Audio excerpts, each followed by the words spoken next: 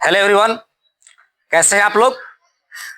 I hope कि अच्छे होंगे, स्वस्थ होंगे और बहुत मस्त होंगे। देखिए, आज जो है रही समीकरण से क्वेश्चन लेकर आए हैं जो बोर्ड पर लिख चुके हैं। ठीक है ना। इस क्वेश्चन को आप देख सकते हैं, क्वेश्चन क्या कहता है। तो इसे हल करने से पहले एक बात बता दें कि वीडियो को अंत तक जरूर देखिएगा ताकि आपको क्वेश्चन का सॉल्यूशन समझ में आ जाए। ठीक है ना।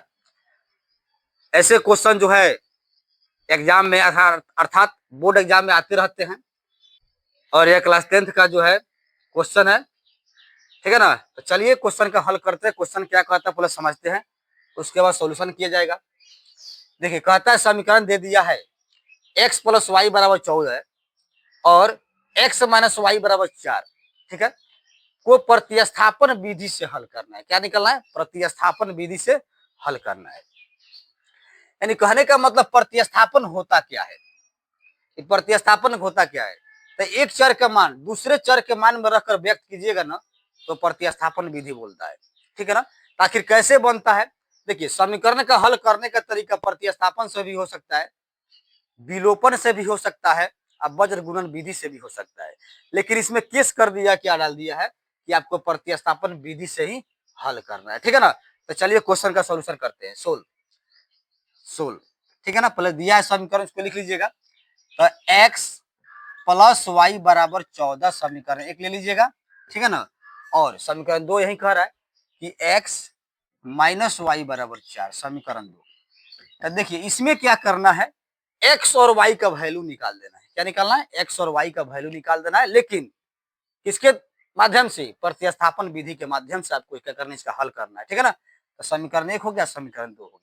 तो अब करेंगे क्या आप लोग, इस समीकरण 1 का पहले हल निकालिएगा, x का मान निकाल लीजिएगा और जो x का मान निकलेगा उस मान को समीकरण 2 में पुट कीजिएगा। ठीक है ना। आखिर कैसे होता है जरा ध्यान देंगे। तो चलिए अब समीकरण 1 से लिखेंगे। अब समीकरण लिखिएगा 1 से, एकदम ध्यान पूर्वक समझते जाए। यदि समझ नहीं आता हो तो अपना कमेंट बॉक्स में कमेंट कीजिएगा। चलिए आइए, अब यहाँ क्या करते हैं, समीकरण 1 को जो उठा लेते हैं, x प्लस वाई बराबर हमने 14 को उठा लिया समीकरण 1। इसमें x का ही मान खोजेंगे। तो x बराबर 14 लिखा, अब प्लस इधर किया तो माइनस लिखा, y हो गया। ठीक है ना। तो x का मान इसमें हो गया कि x बराबर 14 माइनस वाई। ठीक है ना। तो इसे समीकरण जो है 1 2 है, तो इसका तीसरा समीकरण मान लीजिएगा। ठीक है। समीकरण 3 हमने यहां से लिखा। अब करते क्या है, देखिए समीकरण 1 का सॉल्यूशन करके गए तो x का मान क्या निकला, x बराबर 14 माइनस वाई आया। तो अब इस मान को जो है समीकरण 2 में रखिएगा। तो कितने विद्यार्थी यहाँ कहते हैं कि समीकरण 2 से बन जाएगा, तो जी हाँ बन सकता है। 2 से भी सॉल्यूशन किया जा सकता है। 2 से निकालिएगा x मान तो उसे 1 में रख दीजिएगा, और 1 से हम लोग निकाल रहे हैं तो समीकरण 2 में रखेंगे। ठीक है ना। तो अब इस मान को समीकरण 2 में प्रतिस्थापित करने पर चलिए लिखेंगे यहाँ पर, अब इस मान को, ठीक है, समीकरण यहाँ लिखा, अब इस मान को समीकरण 2 में प्रतिस्थापित करने पर, प्रतिस्थापित करने पर ध्यान दीजिएगा। अब समीकरण 2 में प्रतिस्थापित करना है तो समीकरण 2 क्या है, तो यहाँ पर है x माइनस वाई बराबर आपका 4 क्लियरली कर रहा है समीकरण 2। यहाँ समीकरण 2 को एडजस्ट कीजिएगा। अब देखिएगा, अब इस मान को लिखा गया, इसका मतलब क्या है, x वाले मान को इसमें रखना है। तो x वाले मान को रखेंगे तो x बराबर क्या कह रहा है, 14 माइनस वाई कह रहा है।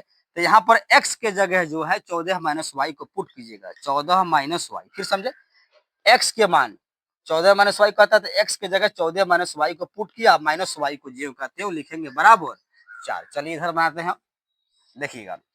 अब यहाँ से क्या कर लेते हैं, 14 है तो यहाँ 14 रखिएगा, अब माइनस 1 वाई, अब माइनस 1 वाई माइनस में जुटेगा तो माइनस क्या हो जाएगा, 2 वाई हो जाएगा। 2 वाई बराबर क्या हो जाएगा आपका 4 क्लियरली हो जाएगा। अब देखिएगा, इसमें y का मान निकलेगा तो y वाले मान को छांट लीजिए।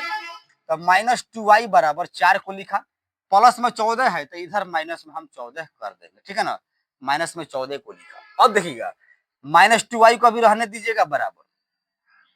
अब यहाँ पर 4 में 14 घटाना है तो माइनस क्या हो जाएगा, 10 हो जाएगा। ठीक है। तो माइनस माइनस कैंसिल, तो 2y बराबर 10 हो जाएगा और y बराबर 2 गुना में इधर भाग हो जाएगा तो क्या हो जाएगा, इधर भाग हो गया, कर डाल लीजिए। तो इसलिए y का जो रिजल्ट है कितना, y का मान कितना गया, 5 आ गया। तो अब करने क्या वाले हैं, अब देखिए x का भी मान चाहिए, तो अब इस मान को जो है किसमें रखिएगा, समीकरण 3 में रख दीजिएगा, तो आपका x का रिजल्ट दे देगा।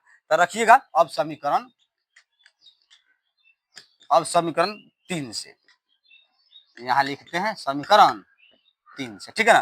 3 आपका क्या है, x बराबर 14 माइनस वाई है, तो x बराबर 14 माइनस वाई को रखिएगा।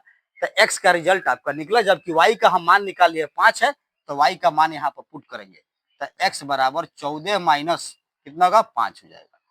तो इसलिए x का मान 14 में से 5 जाएगा, कितना बचेगा, 9 बचेगा। तो देखिए x और y का मान दोनों हम लोग क्लियर कर जाते हैं कि x का मान कितना गया, 9 आ गया, और y का मान कितना गया, 5 आ गया। तो लास्ट में रखिएगा, अतः जो है x बराबर 9 और y बराबर कितना हो गया, 5, यही आपका आंसर हो जाता है। लेकिन प्रतिस्थापन विधि से कह रहा था, तो हमने क्या किया, समीकरण को प्रतिस्थापन विधि से हल कर दिया, ठीक है ना। तो उम्मीद करते हैं क्वेश्चन आपको समझ में आ गया होगा। तो क्या करना है, वीडियो को लाइक करना, शेयर भी करना है, कमेंट भी करना है, और मेरे चैनल पर नए होंगे तो क्या करना है, चैनल को सब्सक्राइब कर देना है। तो मिलते हैं अगले क्लास में आप लोग के साथ एक न्यू वीडियो के साथ।